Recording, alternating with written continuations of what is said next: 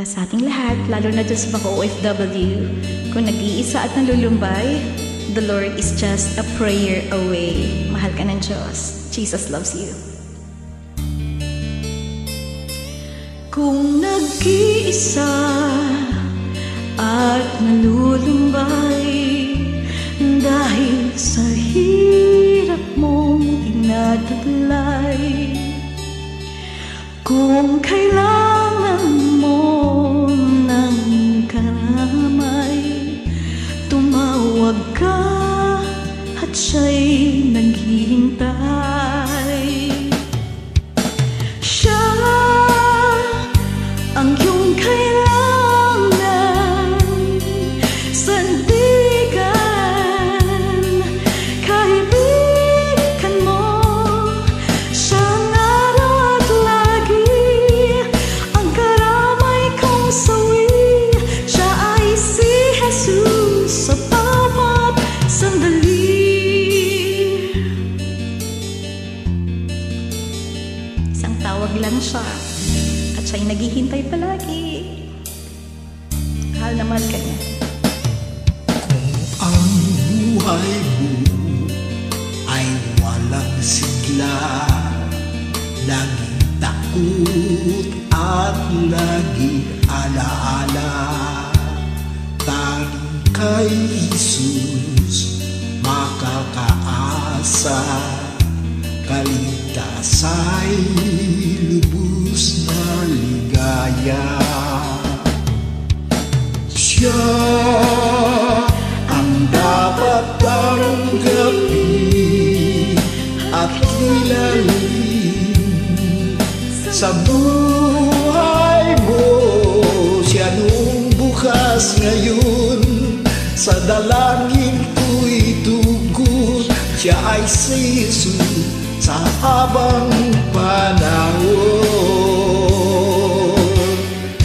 Kaya ang lagi mong pakakatandaan, siya lang ang may pag-ibig na tunay.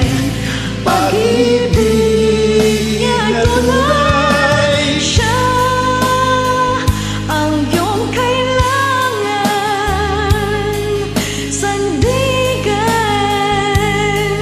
kaibigan mo. Siya ang araw at lagi, ang karamay kong sawi. Siya ay si Jesus sa bawat sandali.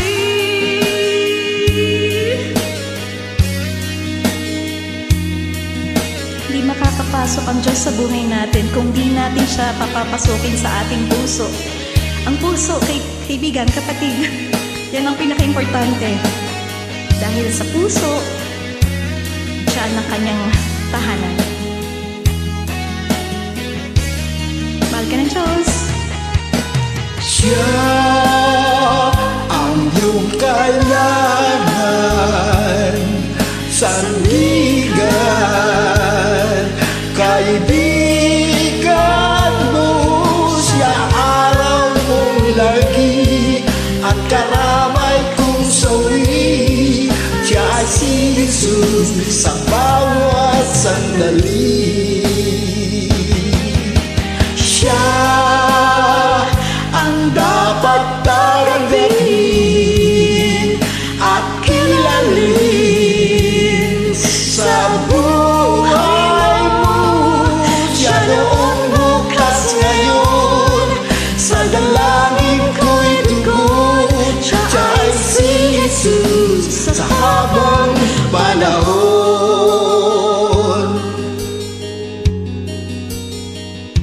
Siya ay si Jesus sa habang panahon.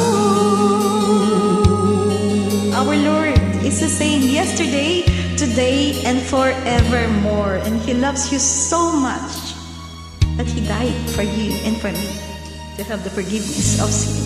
God bless you. God bless you.